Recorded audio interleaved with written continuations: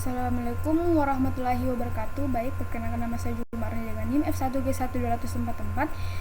Di sini saya akan mempresentasikan tugas resume 12, manajemen proyek ICT. Yang pertama, kepentingannya manajemen pengadaan proyek. Pengadaan berarti memperoleh barang dan jasa dari sumber luar institut.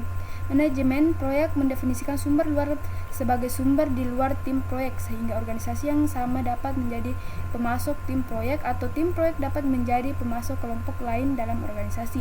2. Perencanaan manajemen pengadaan. Perencanaan pengadaan melibatkan identifikasi kebutuhan proyek mana yang paling baik dipenuhi dengan menggunakan produk atau layanan di luar organisasi. Keluaran penting dari proses ini adalah keputusan buat atau beli, di mana organisasi memutuskan apakah harus membuat produk tertentu dan melakukan layanan tertentu di dalam organisasi atau jika lebih baik membeli produk dan layanan tersebut di luar organisasi. A. Jenis-jenis kontrak. Kontrak merupakan pertimbangan penting dalam manajemen pengadaan. B. Alat dan teknik untuk merencanakan manajemen pengadaan. Beberapa alat dan teknik tersedia untuk membantu manajer proyek dan timnya dalam merencanakan manajemen pengadaan, termasuk analisis make or buy, penilaian ahli, dan riset pasar. C. Rencana manajemen pengadaan. Seperti yang telah Anda pelajari, setiap area pengetahuan manajemen proyek mencakup beberapa perencanaan.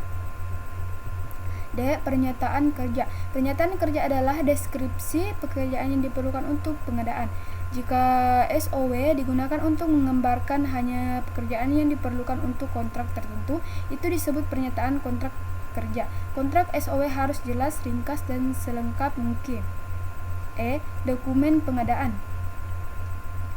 Perencanaan pengadaan juga melibatkan penyiapan dokumen yang diperlukan bagi calon penjual untuk menawar suatu proyek dan menentukan kriteria evaluasi untuk memberikan kontrak.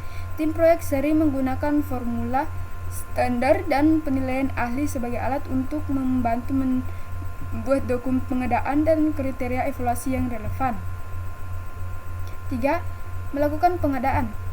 Setelah merencanakan manajemen pengadaan, proses selanjutnya melibatkan memutuskan siapa yang akan diminta untuk melakukan pekerjaan, mengirimkan dokumentasi yang sesuai kepada penjual potensial, mendapatkan proposal atau penawaran, memilih penjualan, dan memberikan kontak.